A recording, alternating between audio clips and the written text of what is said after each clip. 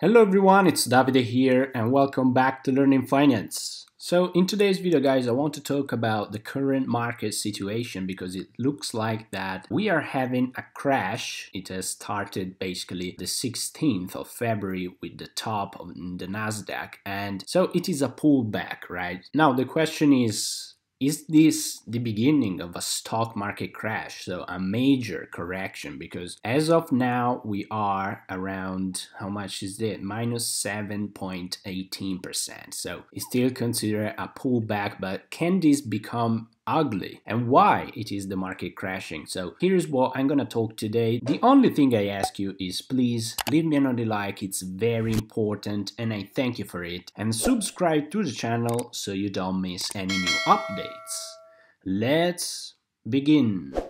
Now, to answer the first question, why is the market crashing? Now, in my opinion, but not just my opinion, basically the fear of inflation. And we have seen in the previous videos, if you don't remember, I talked to you about basically this idea that when the virus will finally go away, the economy will reopen, it can be possible to see inflation going higher as people move away from home and start to buy back stuff. Obviously, the market anticipates those moves, and in this case, a fear is kind of becoming a little bit of reality, okay? We are starting to see an effect, a little effect about it. And where is this effect? The main thing that we have seen, basically, which is driving the market in its pullback, is this. Now, this is the interest yield of the 10 years treasury bonds, which, as I showed you in the previous video, when we take a look at a longer time frame,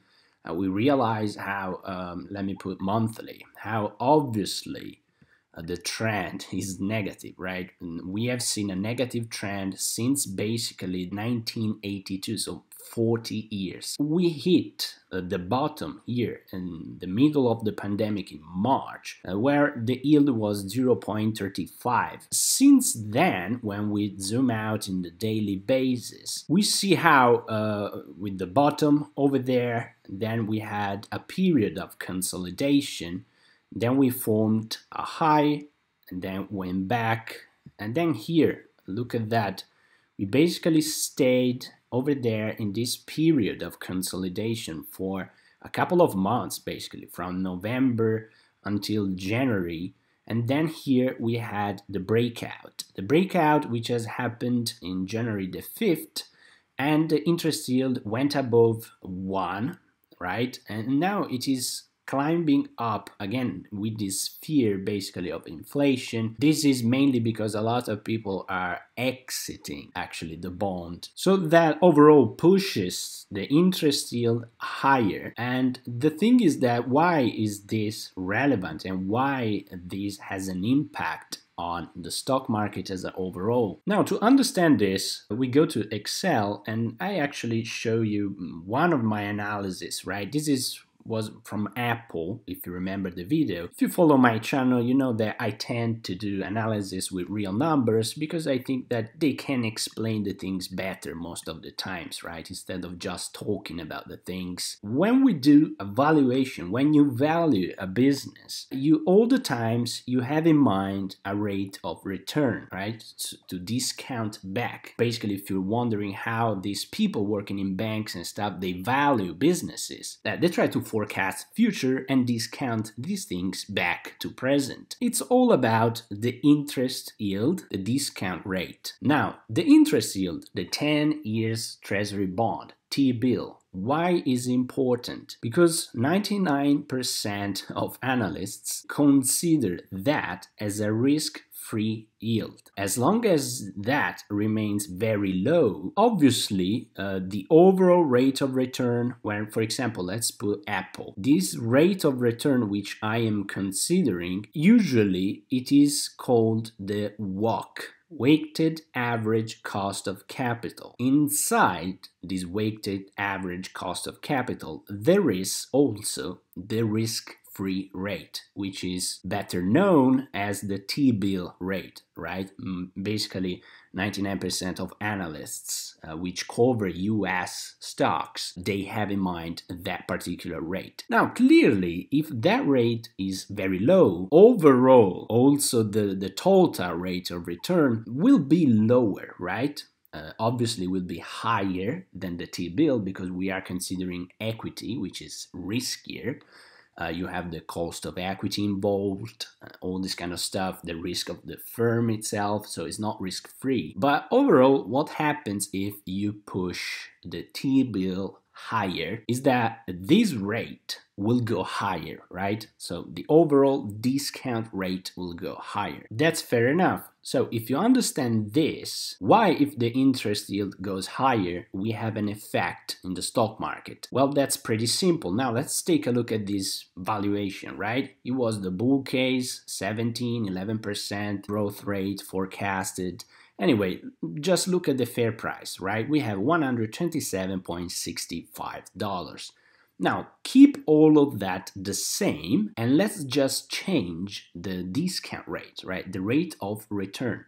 So let's say if the T-bills goes to 4%, right? A very higher than how it is now. But just to make you understand what's the impact and why the market is freaking out, this is what happened. Instead of 8.5, let's assume 12. Look at the fair value right now. Instead of 126 is 80. Now this is a drastic change, right? So what happens is that when you have the T-bill going higher, the market freaks out because they start to think that if this rate, it won't stop, right? And it will continue to go higher and higher. Then, according to that, the T-bill will be more interesting to be invested in because if the rates goes higher, you have a risk-free rate which is higher, and then people will consider again investing in riskier assets, which are stocks, right?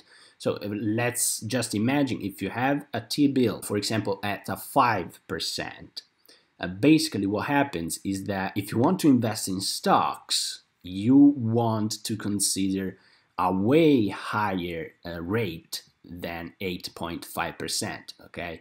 Because otherwise you just say, well, you know what, I don't want to risk that much. Let me just put aside in the T-bill because it's risk-free, right? That's how basically the very basics on why the interest yield going higher, it has this kind of effect. Now, we have seen during these days with tweets from basically Michael Burry, he became famous for the Big Short. And basically what he said, he warned about an upcoming inflationary wave. I don't know whether this is magic or not, but basically since when he put this tweet, the market started to crash. And as I told you in the previous video, also from the JP Morgan article, The Outlook in 2021, we were prepared to the fact that the inflation could go higher by reopening the economy. Obviously, all that stimulus doesn't help, especially if they continue to do this kind of stuff. Anyway, remember that it's not just about the quantity of money. It's not just M2. You need to have a huge increase also in the velocity of money. So how many times a dollar is involved, the same dollars is involved in transactions. If you see the velocity of money as the economy reopens spiking up, then yeah, inflation fear can become a reality and not just a fear anymore. However, as always, the markets, they anticipate this kind of stuff. Today we had a spike in the interest yield, which it touched above the 10% growth in a single day, touching above 1.50. Obviously, this has an impact on stocks. If you follow my channel, you know that in the previous valuations that I did, I told you many times about being careful with the present prices. I told you, for example, if you look at the valuation of Pinterest, which is a company that I own, I told you how all those stocks at these prices were priced for perfection. Now, when you have these kind of prices, it doesn't mean that the business is bad. It means that the price is too high, that people are expecting very high results. And so it's likely that those results are gonna be missed. One example, we have seen it with Square. Yes, yesterday, the stock went down after earnings because the price was very high and earnings were not that bad, let's say, but they were not good. They were not outstanding as the expectations were expecting. So the reality is that the stock went down. And if you put combination, because together with huge expectations, we have that the company can miss the earnings, right? Because expectations are simply too high. And when a stock price goes higher and higher and higher, it becomes riskier and riskier and riskier. It doesn't matter whether the business is good, okay? It can be also the perfect business, but if the price is too high, it's riskier, right? That's simple mathematics. And together with this, we have that if the interest yield continues to go higher in the next couple of months, the valuation of these businesses will be revisited, meaning that a lot of analysts and a lot of fund managers, they will apply a different discount rate to those valuations. And that will push their idea of fair prices even lower. Right, so that's the risk. That's why the market is volatile at the moment, and there is fear, right? And we are starting to see this pullback. Now, for example, when we talk about Palantir, this is another stock that I've covered, and I told you, look, the market is expecting right now extremely prices, right? I told you about the dream scenario, which was this one, but then going down, I told you also, if you want to see something more realistic, then you have to watch it by area from 1920, right?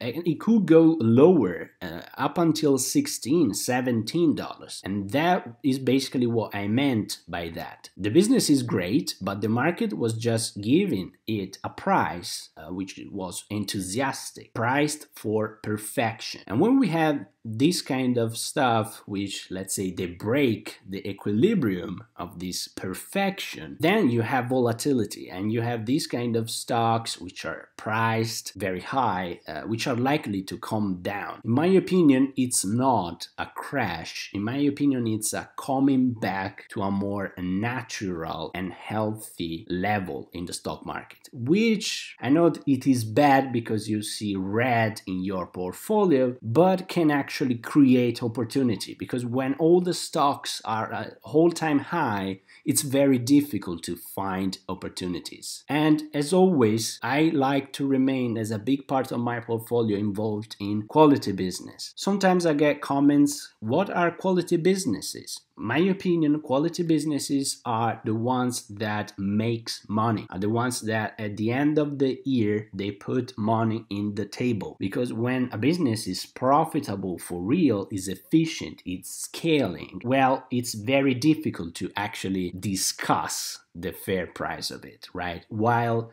if a business is just promises but actually loses money, you don't have a real product, then the fair price could be way lower than when the stock is now, especially in moments of enthusiasm. And then when you have an event, for example, this yield that is going higher, well, these kind of stocks are the one that they get hit the most, where it's more likely to lose money. So I hope that you find this video interesting, and leave me a like, leave me a comment below, tell me, are you buying some stocks or not? Subscribe to the channel, and as always guys, have a wonderful day.